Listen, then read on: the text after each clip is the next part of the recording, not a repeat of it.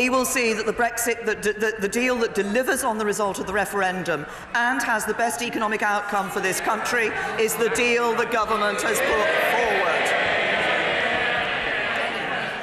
Mr. Speaker, as I said, I know that this is a difficult day for members right across the House. I'm asking them to take a hard decision, and I know that. I'm asking some honourable members to vote for a Brexit that is less than they hoped for, and that's not easy. I'm asking other honourable members on the opposition benches to help me deliver on the instruction of the British people, and that's not easy either. There are good Labour members opposite who are as determined as I am to deliver the Brexit that their constituents voted for. As willing as I am to make a compromise in order to move our country forward. And at this historic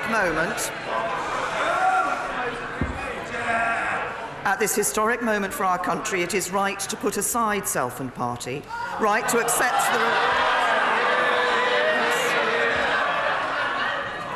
It is right to accept the responsibility given to us by the British people. And that is what I have done, Mr. Speaker.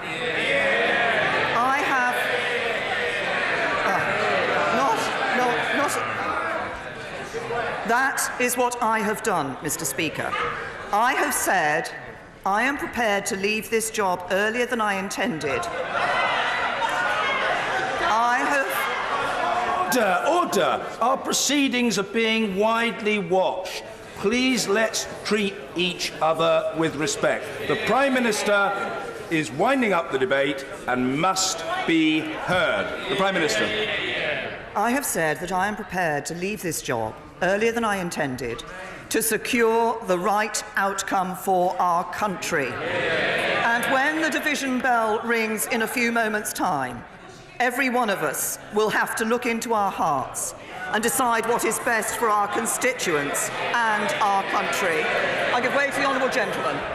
I'm grateful to the Prime Minister for giving way, and she's right to say that she has sacrificed her own position to try and get her deal through. Shame. But does she appreciate that in doing so, she is asking us to place our trust in who will follow her? And looking at the likely candidates, I've got to say sincerely to her, she may have sacrificed her career to put the country first, but there are plenty of people who aim to follow her who've always put themselves first above the country. Can I just say to the honourable gentleman, the numbers in this House will not change. The numbers across this House will be the same. The desire of this House to be able to have a greater role in the future will not change. I've made the commitment that I have in relation to the legislation in the Withdrawal Agreement Bill, in relation to the amendment from the honourable member for Stoke-on-Trent Central. This, in the next stage, it will be important that there is a greater involvement of Parliament to be able to ensure that as we move forward together, we get that right result for our country. But this is about our country. It is about our national interest. As I say, everybody will have to... I'll give way one last time. I'll give way to the honourable lady. Thank the Prime Minister for giving way. The Prime Minister said this is about the country. But with respect, Prime Minister, that is not how it's seen. Brexit, withdrawal agreement, referendum has always been about the Conservative Party and its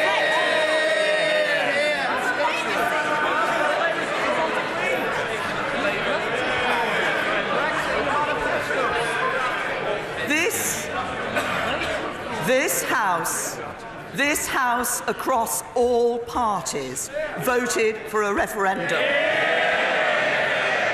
This House across all parties voted to trigger Article 50. Oh, sorry. I'm so sorry. I forget, of course, that the Scottish National Party always have a different view on this because they want to stay in the EU, they want to stay in the Common Agricultural Policy, they want to stay in the Common Fisheries Policy. No good for Scottish fishermen and Scottish farmers. I had said I would give one last time, but as I've just referenced the SNP, I will give way to the honourable gentleman.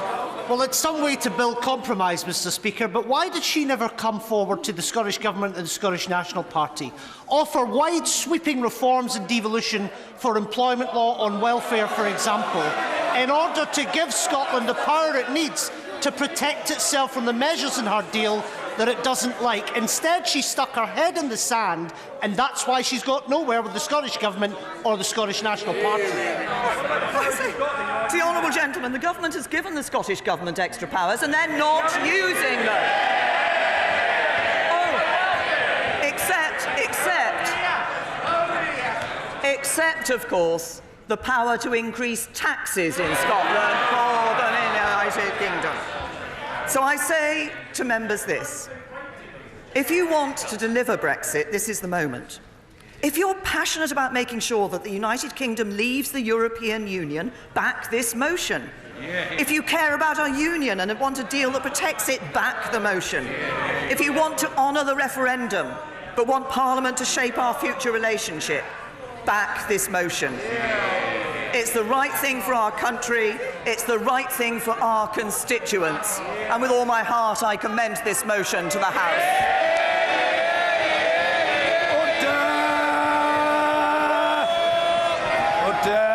The question is as on the order paper. As many as have that opinion say aye. Aye! Of the contrary, no. No! Division! Clear the lobby!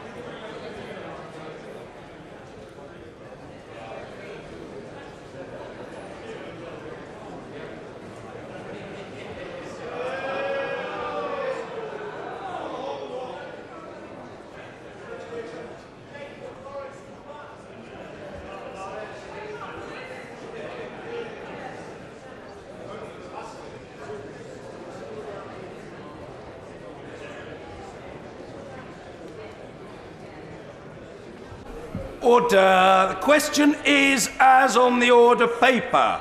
As many as have that opinion say aye. Aye. Of the contrary, no. No. Tellers for the ayes, Andrew Stevenson and Craig Whittaker. Tellers for the noes, Thangham Debonair and Nick Dakin.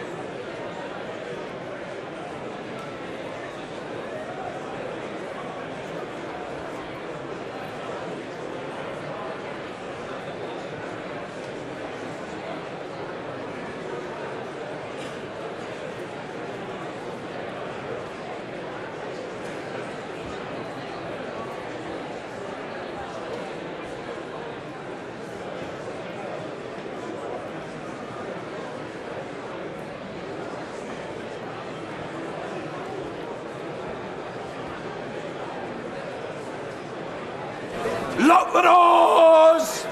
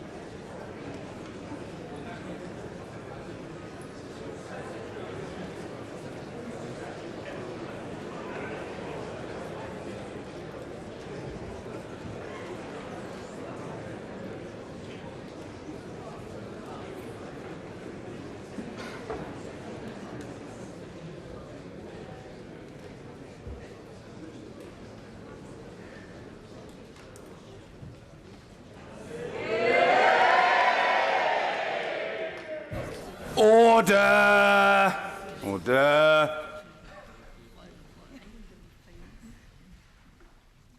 The ayes to the right, 286. The noes to the left, 344.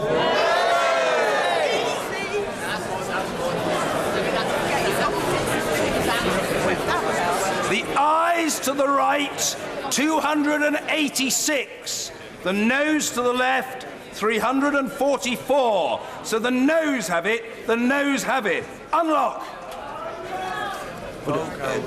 Point of order, the Prime Minister. Point of order, Mr. Speaker. Mr. Speaker, I think it should be a matter of profound regret to every member of this House that once again we have been unable to support leaving the European Union in an orderly fashion. The implications of the House's decision are grave. The legal default now is that the United Kingdom is due to leave the European Union on the 12th of April, in just 14 days' time. That is not enough time to agree, legislate for and ratify a deal, and yet the House has been clear it will not permit leaving without a deal. And so we will have to agree an alternative way forward.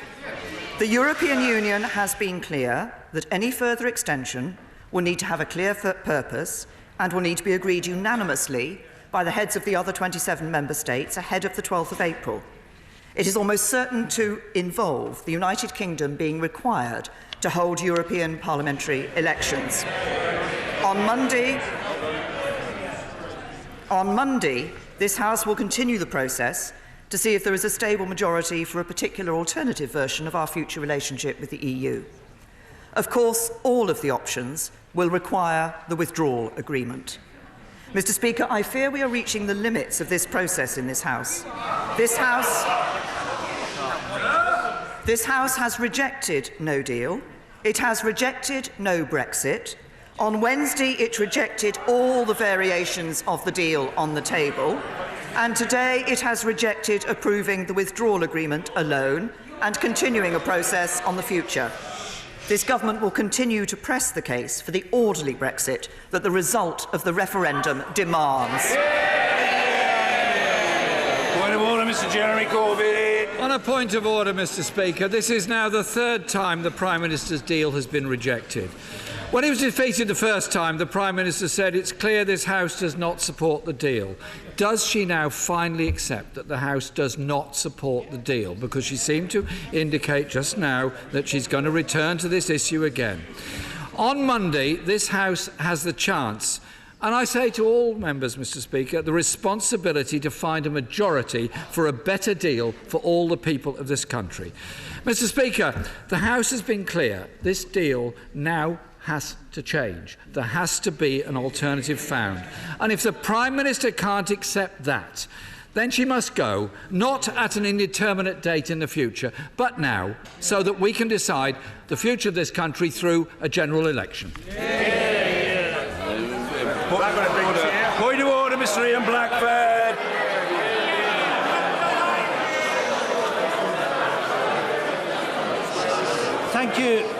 Thank you, Mr. Speaker. Thank you, Mr. Speaker. We should all be aware. Order, the right honourable gentleman must be heard. Mr. Ian Blackford. Thank you, Mr. Speaker. We should all be aware of the responsibilities that we all have in this House, the seriousness of the situation that we are in. And I would say respectfully to the Prime Minister, she now has to accept that her deal has been defeated 3 times. And I applaud the members of Parliament on all sides that voted against the government's proposition. It is a bad deal, and we have to find a way out of the crisis that we are in. All of our constituents would expect that. We must give ourselves time, and I suggest to the Prime Minister we now must look seriously at the option of revocation. We need to apply the handbrake to this process. And quite simply, Mr. Speaker, You've messed it up. The Prime Minister has failed to take this deal forward. She does not have the confidence of the House. The Prime Minister has indicated her departure. She should now go, and we should be having a general election. Thank you. Yes, I'll come to the honourable lady. Point of order, Sir Vincent Cable. On Monday, it is perfectly possible that the House may indicate a preference for one of the options such as a customs union or a confirmatory vote, which are, of course, compatible with the withdrawal agreement. If that is the case, is the Prime Minister then open to listening to the view of the House and considering how we might have a longer extension to explore them? I think the question was perhaps to some degree a rhetorical inquiry. The Right Honourable Gentleman has made his point, but further debate on these important matters will follow next week, and we'll leave it there. Point of order, Heidi Allen. The Prime Minister must now seriously recognise this deal is over. And this House has a responsibility, a serious responsibility on Monday to find a solution to this impasse. There are jobs and livelihoods right across this country at stake now. The way out of this impasse, as many of us have been saying for months and months and months, we must have a people's vote now. Point of order. Yes, I will come to the Honourable Lady first, because I saw her first. Point of order, Caroline Lucas. Thank you, Mr. Speaker. I mean, it does beg a belief that the Prime Minister still seems to not recognise a dead deal when there's one right in front of her. It has now been defeated 3 times, and that is in spite of the procedural games that have been played. And does she realise just how grotesque it looked when, frankly, she was looking as if she was willing to sell out the country's future for the price of some Tory MP careers in replacement for it? The idea that it was somehow sensible for MPs on the other side to say that they would suddenly change their minds about a deal they'd been against for months because they thought they might have some career advantage from it. That is wrong, and it is contemptuous of this country. But there is a degree of latitude on these occasions, but the Honourable Lady has stretched it excessively. If she'd wanted to speak in the debate, she might well have caught my eye, but she didn't seek to do so. Point of order, Mr. Nigel Dodds. Speaker, could I urge the Prime Minister now to look seriously at what the Right Honourable Gentleman, the member for Esher and Walton, said earlier in the course of the debate about the backstop issue? She knows that remains the problem. She knows that Michel Barnier and Leo Varadkar this week have said that in a no-deal scenario there will be no hard border. Please, Prime Minister, even now, as the Right Honourable Gentleman said earlier, use the time constructively to get that matter sorted out. Thank you. Order. I invite the whip on duty to move the agenda. I beg to move that this House do now adjourn. Thank you. The question is that this House do now adjourn, and then the other are going to say aye. The contrary, no. I think the ayes have it. The ayes have it. Order. Order.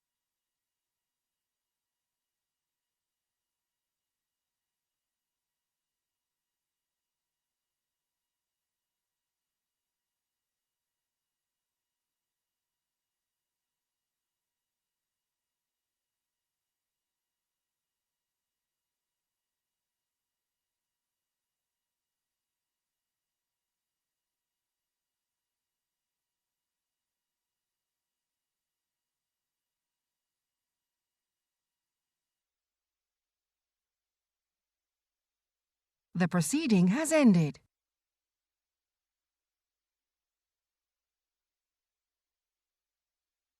The proceeding has ended.